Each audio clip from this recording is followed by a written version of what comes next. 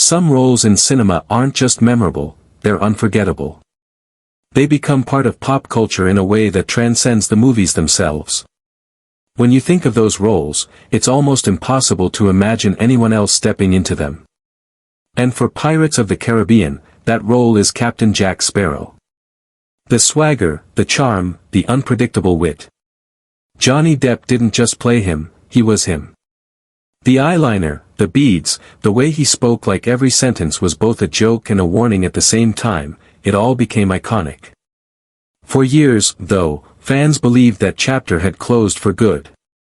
The wind had left the sails, the compass had stopped pointing anywhere meaningful, and the ship had drifted into the fog.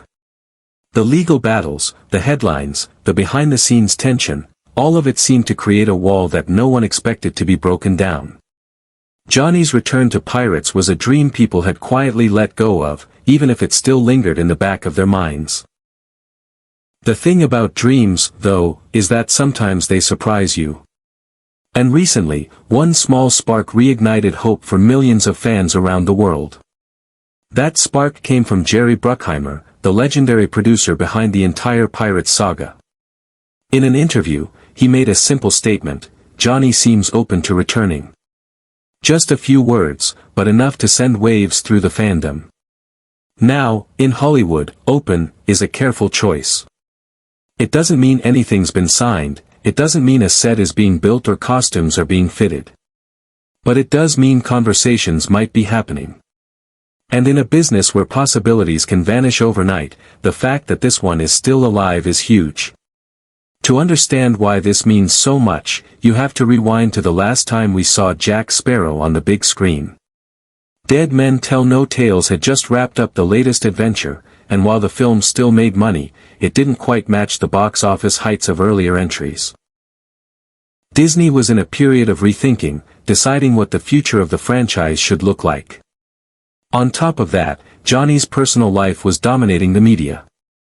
Every tabloid, every entertainment outlet, every social feed was filled with his name, and not for movie promotions. For a studio like Disney, which thrives on family-friendly branding, that was a storm they weren't eager to sail into again. And so, talk began about a reboot. New characters, new storylines, maybe even a new tone. But to longtime fans, the idea felt wrong. It wasn't just that Jack Sparrow was a main character, he was the reason the series worked. Sure, there were other memorable figures like Will Turner and Elizabeth Swann, but without Jack, the story just didn't have the same heartbeat. Fans didn't stay quiet. Petitions were launched. Campaigns trended on Twitter, TikTok, and Instagram. The phrase #NoJohnnyNoPirate started popping up everywhere, not just in fan spaces, but in mainstream conversations. People were united in their stance: you can't replace him, you can't rewrite him, you can't recreate him. Johnny Depp is Jack Sparrow. Over time, something interesting happened. Public perception started to shift. The fanbase became louder, more visible, more organized.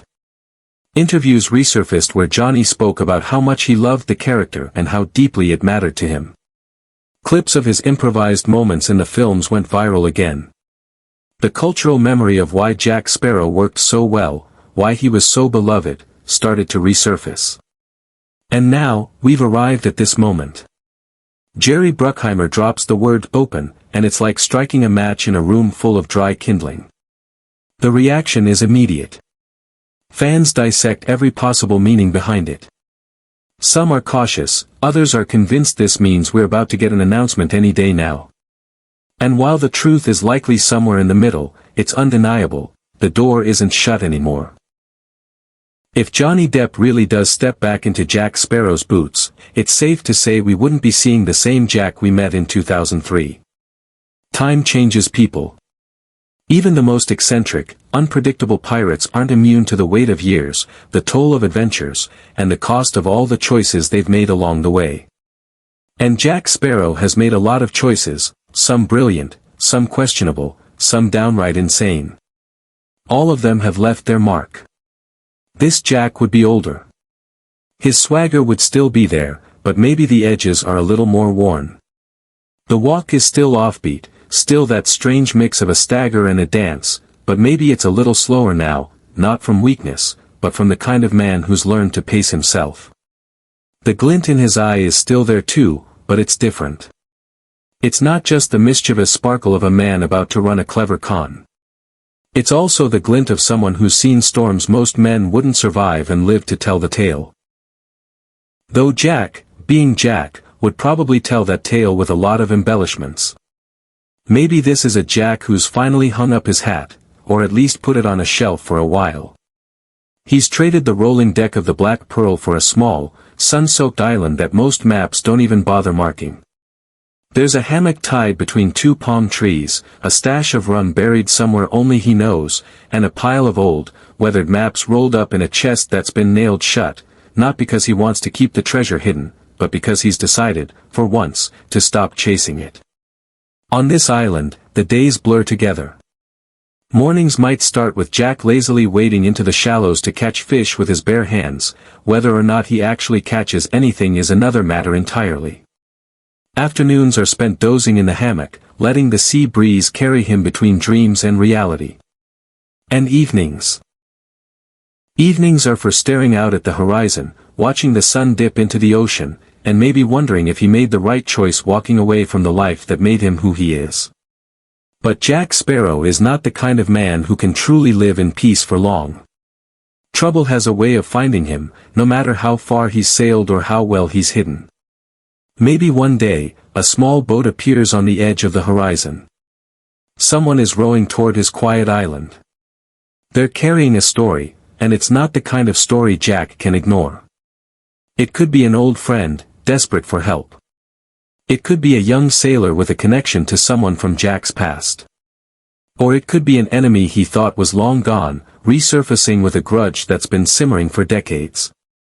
And so, the adventure begins, reluctantly, of course. Jack would grumble. He'd insist he's not interested. He'd say the days of being shot at, chased, and double-crossed are behind him. But underneath the grumbling, you'd see it. That old spark flickering back to life. The part of him that misses the thrill, the chaos, the danger. Because for Jack, the quiet life is only quiet on the surface. Deep down, he's always listening for the call of the sea. When he finally decides to go, it's not without ceremony. He'd pull the old hat down from the shelf, dust it off, and grin that familiar grin, the one that says he's about to make a very bad decision that's going to turn into a very good story. He'd dig out his compass, the one that doesn't point north but points toward whatever he wants most in the world. And in that moment, maybe he doesn't even know exactly what it's pointing to. Maybe that's the point. The journey is what matters, not the destination. The Jack we'd see now would be sharper in some ways, slower in others. He's not the reckless young rogue who could throw himself into a fight without thinking. He's more careful, more calculated. When he speaks, there's weight behind it. Not that he's abandoned the nonsense and riddles, but there's a sense that he chooses his moments more deliberately. He'd still be capable of pulling off the kind of clever, ridiculous schemes that leave everyone else wondering how in the world he survived, but those schemes might be fewer and far more dangerous. This version of Jack would also be more reflective. Between the banter and the sly comebacks, there would be moments, small, fleeting moments, where you see him thinking about the people he's lost, the choices that can't be undone, and the adventures that nearly broke him. He might cover it up with a joke or a swig of rum, but the weight of those memories would be there. And that would make his victories, his escapes, his moments of triumph feel even bigger, because they'd be coming from someone who's fought his way through storms both literal and personal. Of course, the world he's returning to wouldn't be the same either. The seas might be more dangerous than ever. New powers could be rising, ruthless captains who don't play by the old rules, strange new creatures lurking in uncharted waters, or governments tightening their grip on piracy. For Jack, the challenge wouldn't just be surviving the journey. It would be navigating a world that's changed while he's been away. But here's the thing about Jack Sparrow, he's a survivor. He's always been able to adapt, to twist situations in his favor, to talk his way out of traps and turn enemies into uneasy allies. This older Jack might be slower to dive headfirst into trouble, but once he's in it, he'd be every bit as impossible to predict as ever. And maybe that's his real strength. The world can change all at once, but as long as Jack Sparrow is out there, grinning like he knows something you don't, you can bet the seas will never be truly tamed. The return of this Jack wouldn't just be about him, though. It would be about what he represents, the last echo of an older, wilder age of piracy, a reminder of when the seas were free and the only law was the one you could enforce yourself. That's what would make his comeback so exciting. It wouldn't just be another adventure. It would be a clash between the past and the present, with Jack caught right in the middle, forced to decide whether he's willing to fight for the old ways one last time. And maybe, by the end, he wouldn't just be pulled into one more adventure. Maybe he'd discover that the quiet life was never really meant for him after all. Maybe he'd realize that, as much as he pretends to want peace, he's at his best when he's chasing the horizon, when the wind's in his hair, when the deck of a ship is rolling beneath his feet. Because for Jack Sparrow, the sea isn't just where he works. It's where he belongs. If that's the Jack we get. Older, wiser, still unpredictable, still dangerous in the most charming way, then his return wouldn't just be a nostalgic callback. It would be the next chapter in a story that fans have been waiting years to see. It would be proof that even the most legendary of pirates can't stay anchored forever. And if he does come back, you can be sure of one thing, it's going to be a ride worth taking. Because Jack Sparrow might slow down. He might change his tactics. But he'll never stop being Jack Sparrow. And as long as that's true, there's always one more story to tell. This approach could actually add layers to his character. The Jack we met in the first film was already a mystery. Was he a genius or just lucky?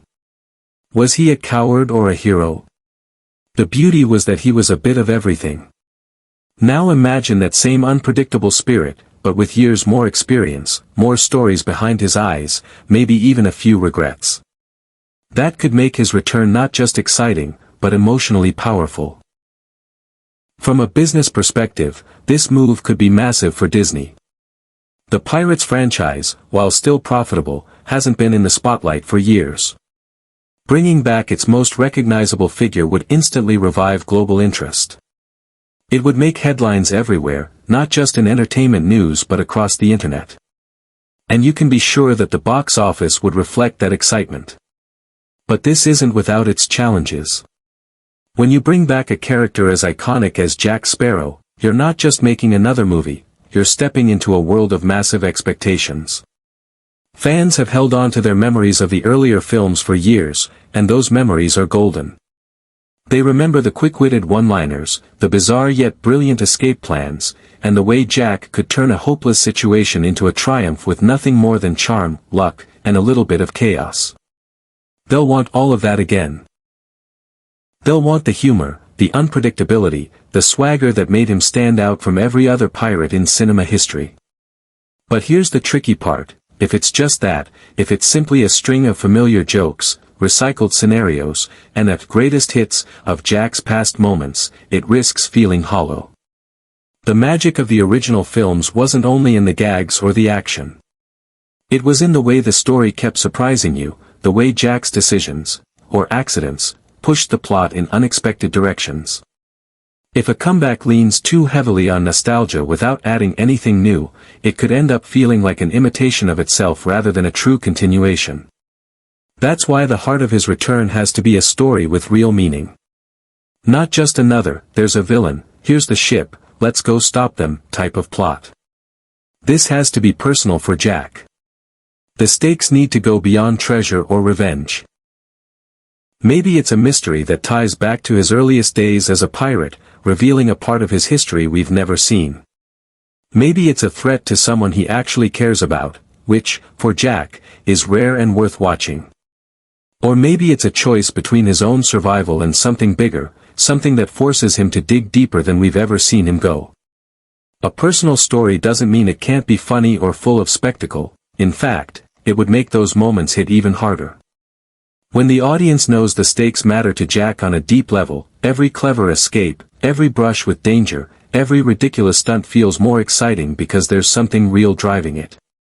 It transforms the movie from just another adventure into a chapter of his life we didn't know we needed, but won't be able to forget. And that's the only way to truly bring him back, not as a copy of the Jack we knew, but as the Jack we've been waiting to meet.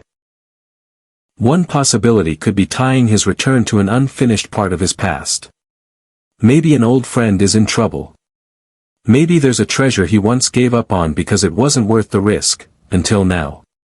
Or maybe someone is threatening the few things in his life he actually cares about. Those kinds of motivations could give depth to his mischief and make the audience invest even more.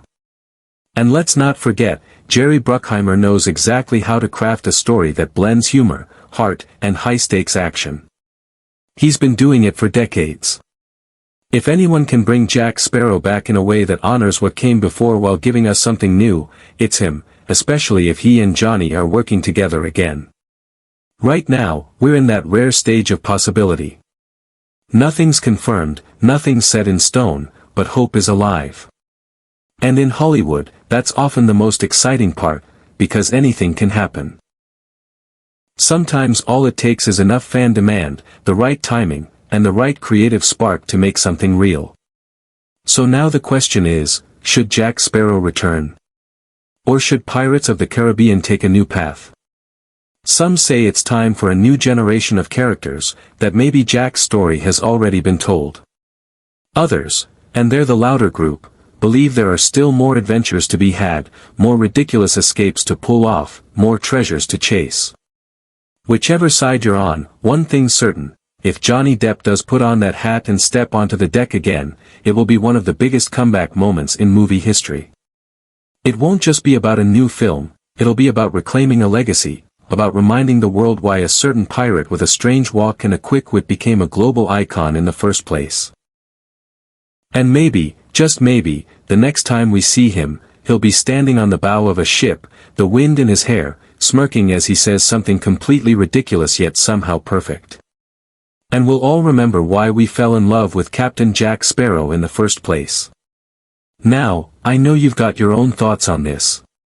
Would you watch a new Pirates movie if Johnny was back? Would you camp out for tickets on opening night? Or do you think it's better to let the franchise rest?